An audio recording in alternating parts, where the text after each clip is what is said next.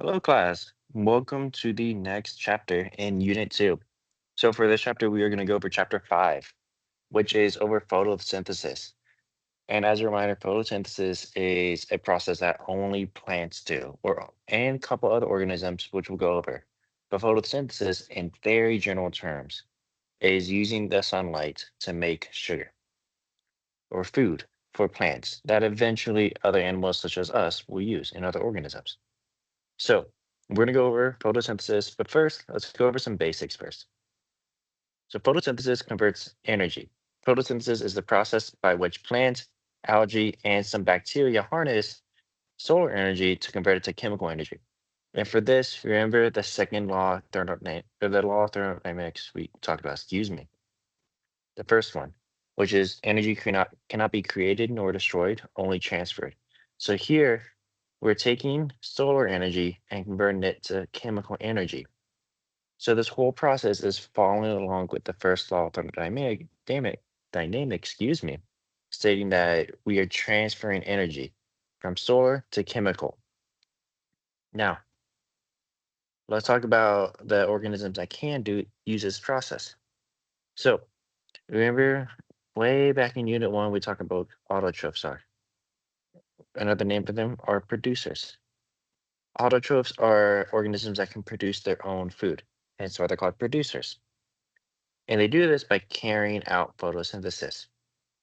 Now, in this image right here, or this table, we can see the three domains: bacteria, archaea, and eukarya. The only domain that cannot use photosynthesis is archaea. They don't use photosynthesis. The whole domain of archaea does not use photosynthesis. Bacteria and eukarya do.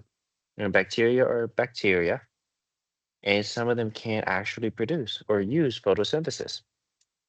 Eukarya are any eukaryotic organisms, plants, animals, fungi, protista, any of those. They can use photosynthesis. Specifically, plants and algae can use photosynthesis. So these are the organisms that convert solar energy to chemical energy. Now, just because they're the only organisms that can use photosynthesis, keep in mind that all life depends on photosynthesis. So all life still depends on photosynthesis. Every ecosystem on Earth is based on photosynthesis. Consumers and decomposers are organisms that eat dead material, dead organic material, obtain their energy from the molecules produced during photosynthesis. So like we talked about, photosynthesis produces food, produces sugar. And that is very important because all heterotrophs, which is organisms that have to gather their own food, have to use that sugar to survive.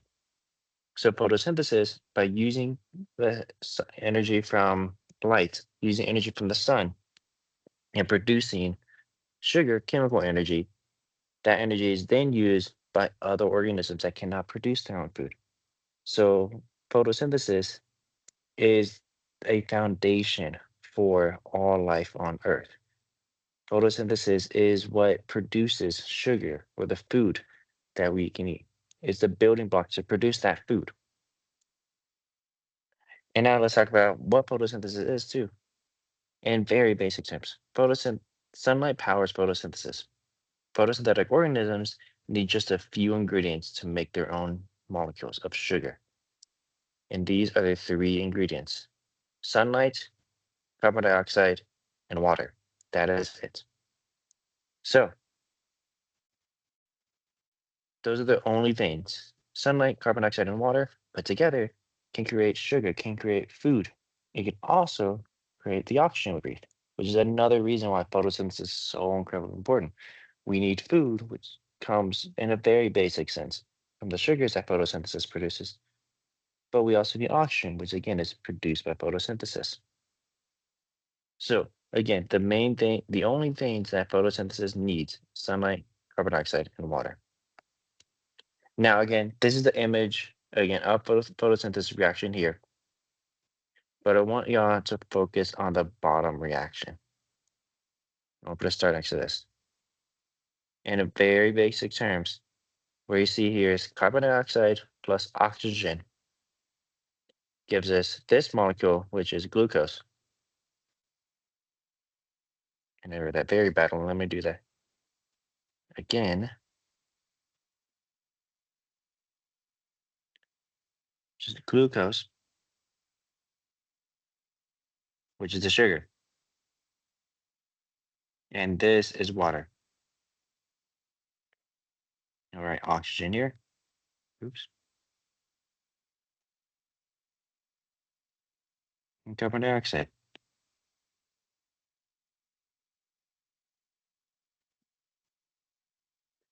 So by putting in carbon dioxide and oxygen along with light, we get glucose and water. And that's the overall reaction for photosynthesis. Carbon dioxide and oxygen plus light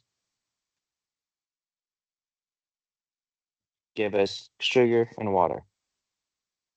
Now, for this, again, just like last week, I'm going to read the question, pause the video, and try to answer it. And think of this one carefully. The process of photosynthesis is evolutionary advantageous for organisms because it allows them to what? Again, the process of photosynthesis is evolutionary nearly advantageous for organisms because it allows them to what? Okay. So then we are focused on the organisms. Oh, well, I already went. So for organisms, for the organisms that use photosynthesis, the big thing is this is the process of them being able to make their own food. Other organisms like us cannot make our own food. We have to find our own food. The organisms that use photosynthesis can make their own food. So if we go back, the reasons all the others are wrong. So A, C, D, and E are because yes, these are benefits, but they're benefits for other organisms. But the organisms that use photosynthesis, they like this process because they can make their own food. Now, why is photosynthesis essential for both autotrophs and heterotrophs? Pause, think about it. Okay. So remember, autotrophs make sugars, make their own food in the form of sugar. And heterotrophs gather food. And the food is the sugar. Sugar from photosynthesis. And that's very basic. Is there other types of food, protein, fats, and other things? And whoops. And what's this? But a lot of that is made from the building blocks of the sugars. So photosynthesis is essential for both autotrophs and heterotrophs because autotrophs, that's how they make food. Heterotrophs, they depend on the food produced by those autotrophs to be able to function too. So they're gathering food. They cannot make food, they have to get food. Now, we're going to talk about the next thing. We're going to talk about the sun. So the sun emits energy in the form of waves. So waves, think about the waves of an ocean. Some are taller, some are wider, some are big, some are small. Energy waves are the same way. We have some that are very tight together, like gamma rays here, and some that are very far away, such as radio waves. At the top, we have high energy, and at the bottom, we have low energy. And we can see somewhat of an example here, which close to the top, we have these really close waves, and at the bottom, we have really far waves. So with this, there's a portion of the spectrum that reaches the Earth that the sun produces. Only some of the wavelengths reach the Earth. So this portion here from ultraviolet to infrared is what reaches the Earth. In addition to that, though, only some of those wavelengths are visible to us. And that's this little bit right here. That is called visible light. Write that here. Visible light. These are the wavelengths that we perceive color. So if you know Roy G. Biv, that's red, orange, yellow, green, cyan or indigo, blue, and violet. So those are the colors that we can perceive.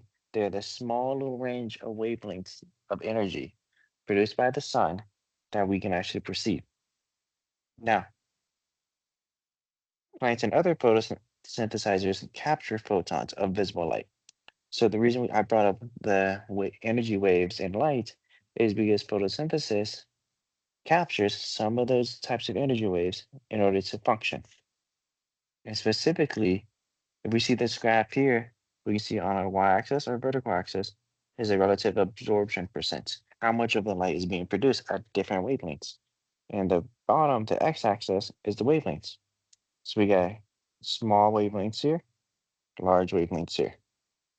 And we can see that, and let me take a step back too. Chlorophyll is the pigment that plants use to absorb light. And that absorbed light is what's helping produce chemical energy, helping produce sugars. So we can see here that at around here, so the blue range, blue to almost green, is when a lot of these types of chlorophyll, these um, special molecules that absorb light, function the best. And even down here, where some of them function at red light too. You can see this whole range right here is mostly flat. That means that very little energy is actually absorbed. So again, when you look at this graph, what I wanted to know is relative energy, relative absorption of the light is on the left, wavelength is on the right. The higher that peak, meaning the more that specific wavelength of light is absorbed. The lower the peak means that that wavelength is not being absorbed at all by that plant. So plant pigments do not absorb green light. When you see green is about here, and no plant absorbs green light, or very, very little. Green light, that means it's reflected. So if it's not absorbed by the plant, it gets bounced back out. And that is why plants are green, is because they don't absorb green light. So the green light is pushed, bounced back out of them, and then it hits our eyes. So we perceive them as green. Now, why are leaves green? Again, pause this, think about your answer, and let's come back.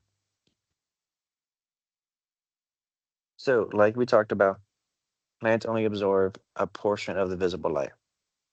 The portion they don't absorb is green. Since they don't absorb it, it gets reflected back out. The answer is C. Plant pigments absorb almost every wavelength except for green.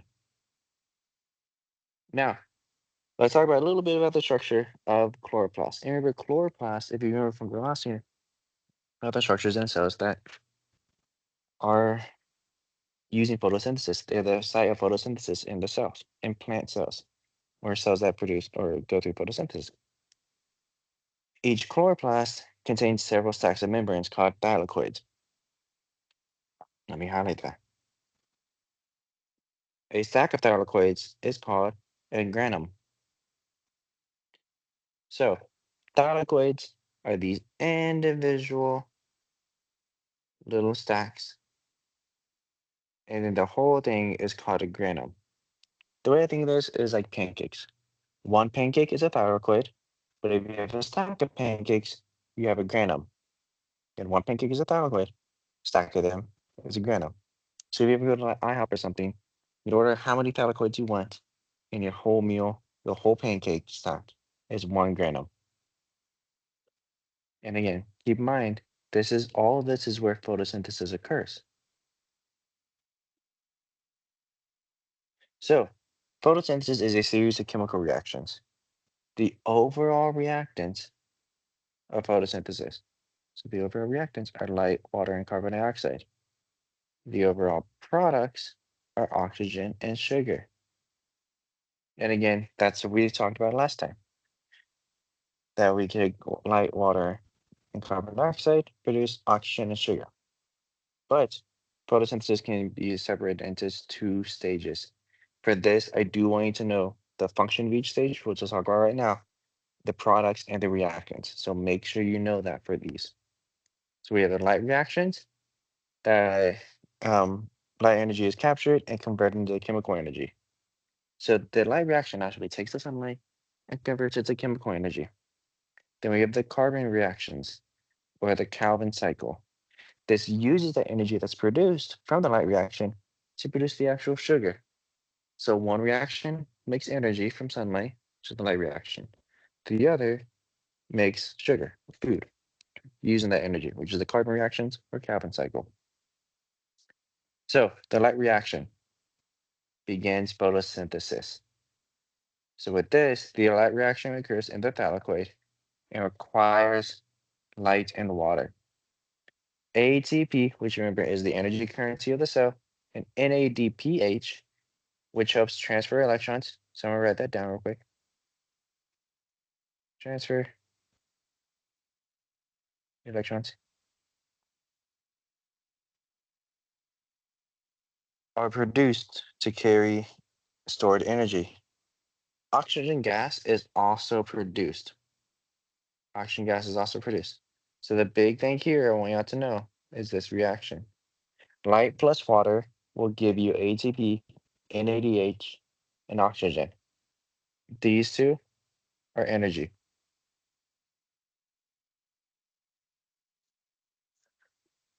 Again, know the purpose of a reaction, which is to produce the energy, and know the products and reactants.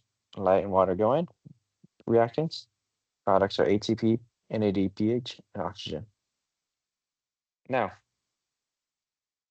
ATP and NADPH, excuse me, power the carbon reactions. So ATP and NADPH produced by during light reactions carry the stored energy derived from sunlight. And the carbon reactions, this energy is used to break up molecules of carbon dioxide to build molecules of sugar instead. Or so the energy, which you can see here, is going into the carbon cycle.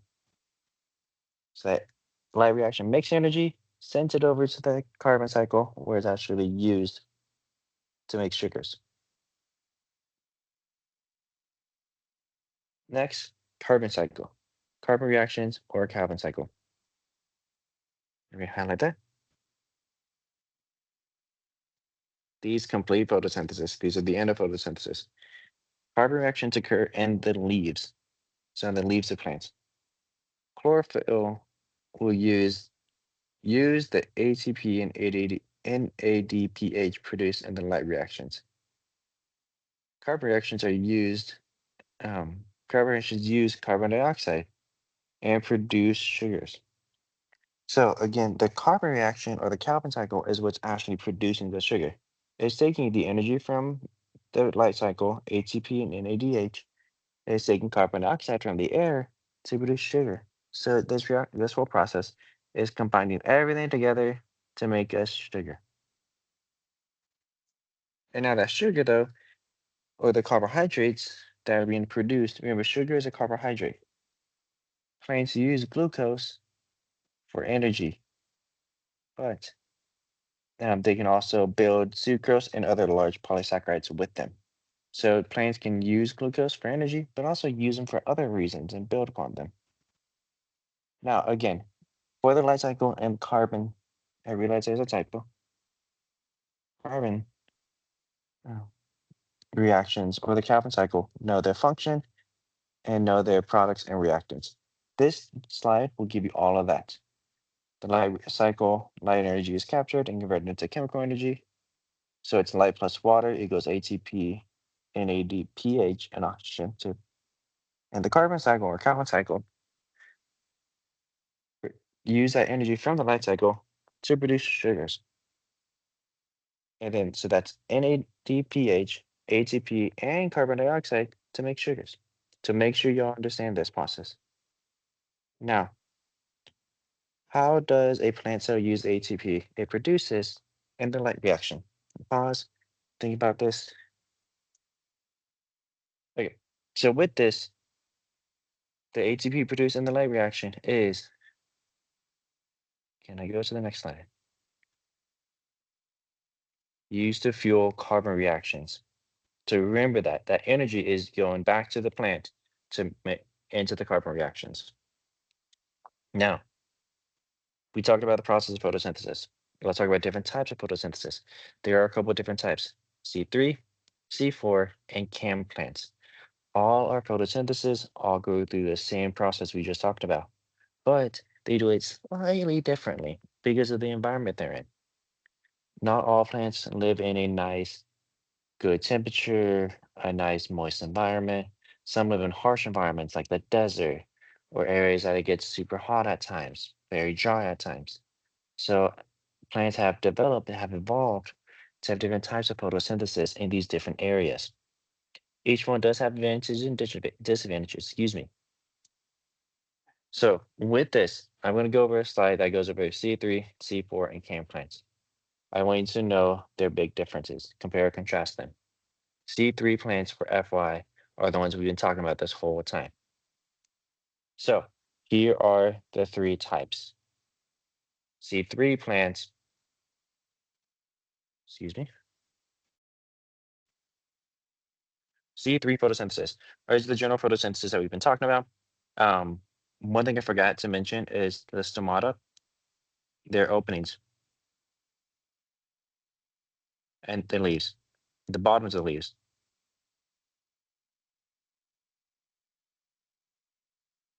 So these left for gas exchange. Carbon dioxide in, oxygen gas out. So the small little openings in the stomata are small little openings in the leaves that allow carbon dioxide to go in, oxygen to go out. In regular photosynthesis, C3 photosynthesis, the stomata stay open. They don't ever close. They just stay open the whole time. And these plants are good in cool, moist environments. The vast majority of plants in the world are C3 plants. They live in cool, moist environments for the majority of their life. So again, stomata, openings of the plants at the bottom of their leaves, will stay open, and C3 plants live in cool, moist environments. Now, let's talk about C4 plants, C4 photosynthesis. C4 and C4, stomata closes during the hottest part of the day. So when it gets very hot outside, the plant's going to close up that stomata. The reason it does that is because with the stomata, that little opening, things can get through. Water can get seep out of those stomatas. Even though they're very, very tiny, water can still come out. So the plant wants to go like, hey, I'm gonna close the stomata. I'm gonna protect my nutrients and my water to make sure none of it gets out during the hottest part of the day. And then when it cools off, they'll reopen them and photosynthesis can continue.